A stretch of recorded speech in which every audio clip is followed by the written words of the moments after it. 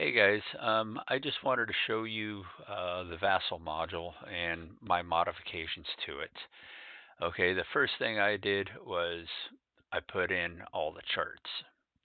All right, so that way everything is built into the module. You don't have to use anything on paper or anything like that. All right, so this is the sequence of play. And this little arrow is movable. You can grab it, just put it anywhere you want it. So this will kind of keep track of where we are in the game, so that like if we are here on the DVR air deployment phase and we save the game, that arrow gets saved right there, so we know exactly where we are in the game when we come back to it. All right. So that's kind of nice. I love that. I also added in a couple extra charts. I added in this one right here. I added in this one right here. All right. And then we have the default um, tables and stuff that are in here. So you guys can look through all this and see what is there. The only things that I did different is the U.S. Air Force ADC full and the U.S. Navy ADC full. And the reason why I had to do something different is because this is just one long sheet. It's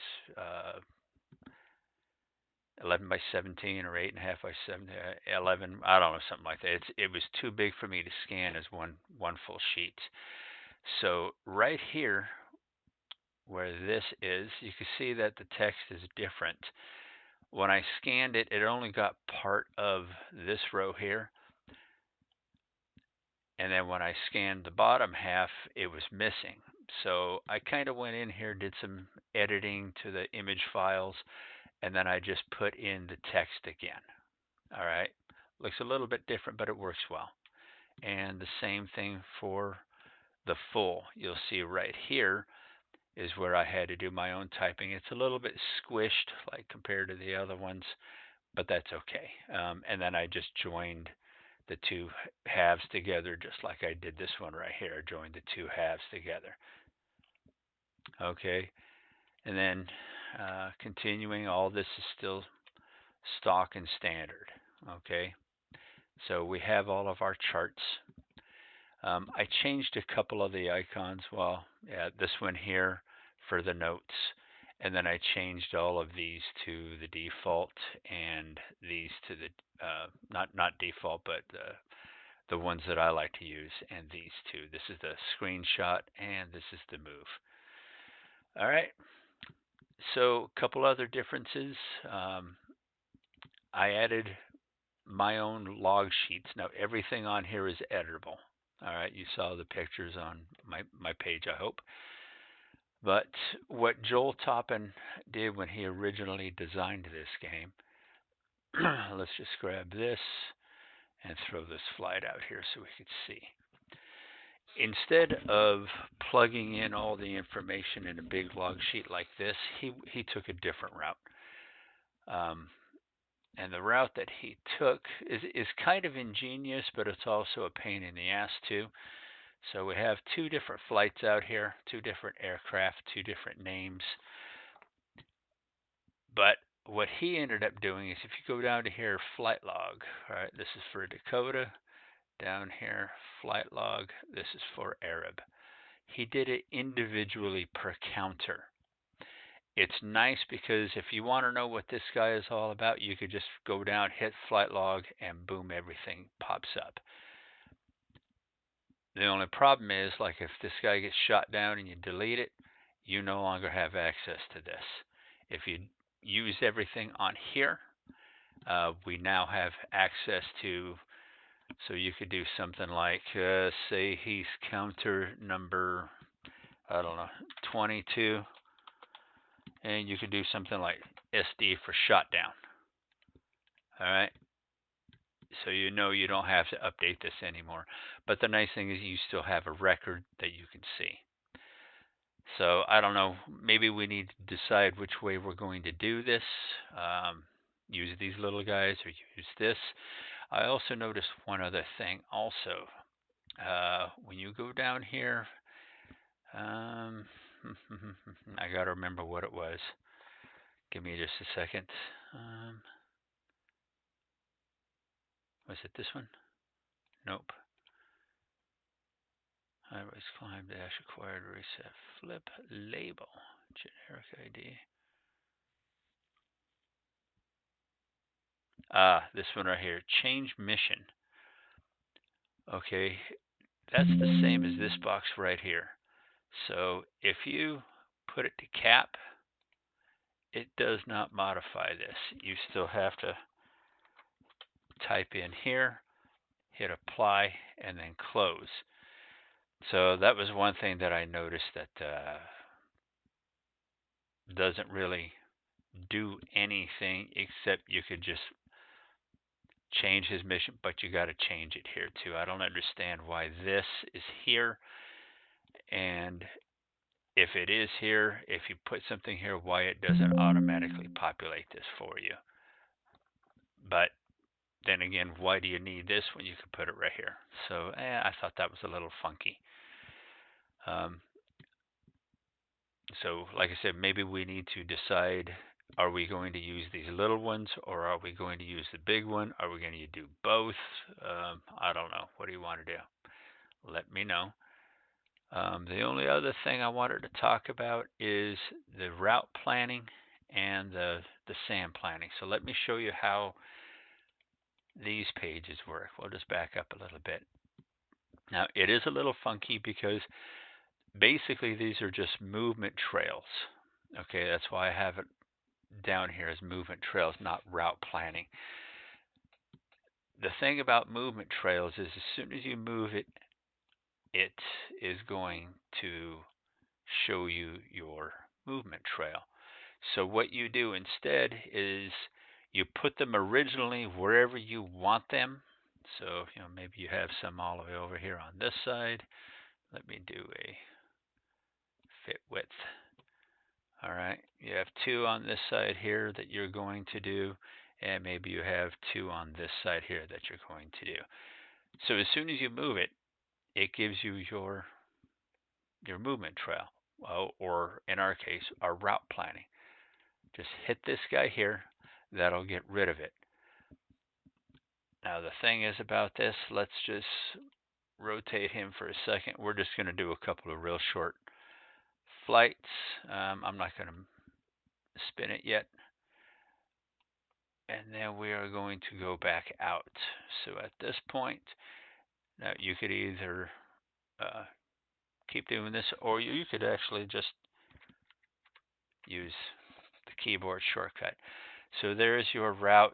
This guy here, let's just say he's going to come out here, go to that one, and then go back out. And like I said, this is just something so you guys could see what is happening here. So you go to do this and you realize, okay, sorry, I didn't mean to move you there. Instead of hitting this, because this will clear everybody's route package, you don't want to do that. As soon as you make your mistake, hit the backup button. And if you don't want to stop here, hit the backup button again. And maybe you wanted to go all the way out to here instead, and then up to, and then back out. All right. So as soon as you see your mistake, use the backup button. Otherwise, if you hit this, all of your route packages are gone. Now you got to redo them again. So, okay, so it's a little funky, but it does work.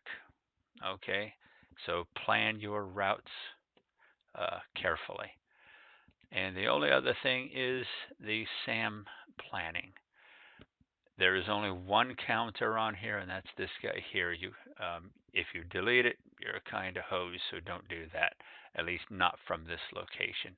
If you actually do accidentally delete it, there it's back. Okay. So what I would do is clone and then put it wherever you want it. And there also is a label on here. So maybe you could label them. I haven't read the rules, so I don't know what you would label it as, but let's call it SAM 1. And this is all for hidden SAMs, okay? So then you would zoom in, see the square that's right here. You could actually go into here. I got to find where it is. Ground SAM radar. There we go. And then you would find the hex, put it there, and you can do a hide. See how that makes it go away? Now, right now I'm logged in as solo, so I see everything. So I'm guessing if I were to log in as the US, I don't see that counter. If I log back in as DRV, there it is.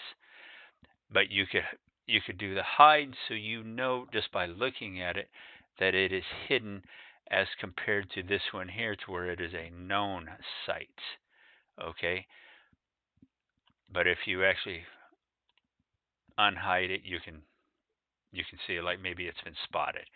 All right. But the cool thing is if it's on hide and you switch, he's invisible to the US player.